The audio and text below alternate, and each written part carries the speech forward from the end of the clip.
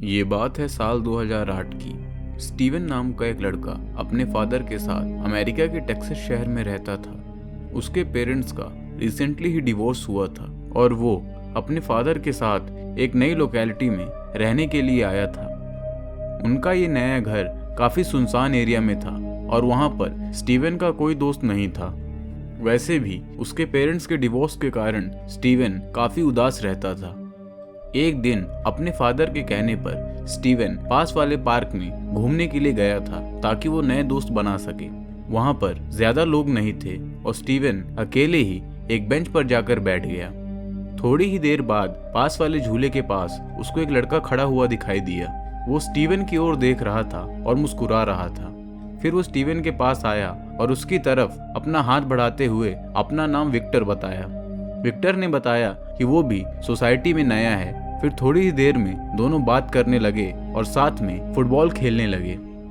ऐसा रोज चलता रहा और दोनों में थोड़ी दोस्ती हो गई। दोनों रोज पार्क में आकर फुटबॉल खेलते थे। पर कुछ ही दिनों में चीजें अजीब होने लगी। एक दिन तबीयत खराब होने के कारण स्टीवन पार्क में नहीं जा पाया और शाम होते होते उसने देखा कि कोई उसके घर का दरवाजा जोर जोर से नॉक कर रहा था।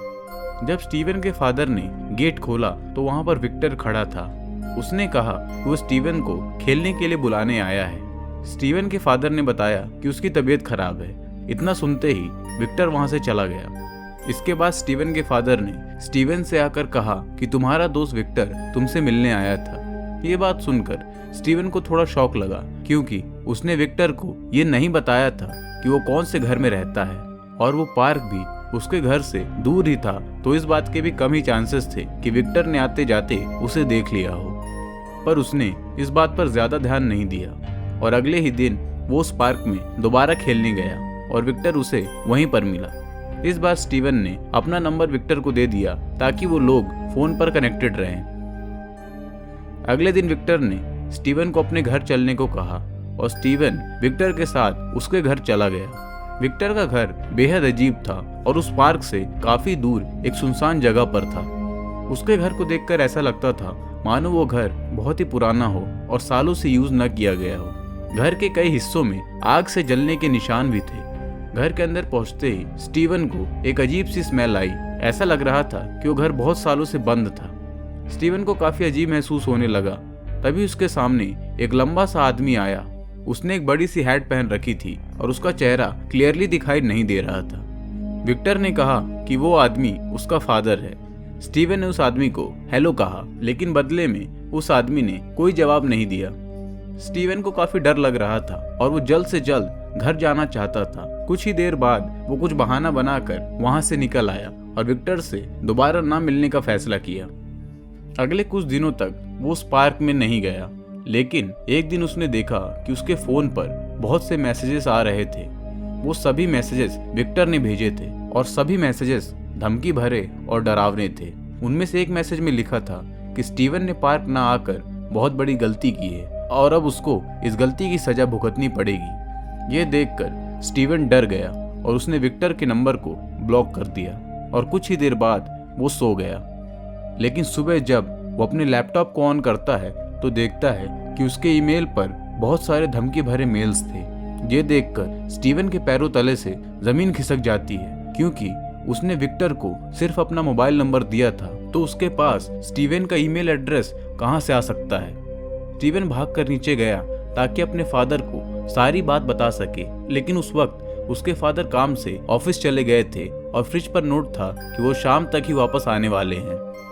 स्टीवन घर में अकेला था और बहुत ही डरा हुआ था कि तभी उसने घर के पीछे से कुछ गिरने की आवाज सुनी और किसी के फुटस्टेप्स की आवाज भी आ रही थी।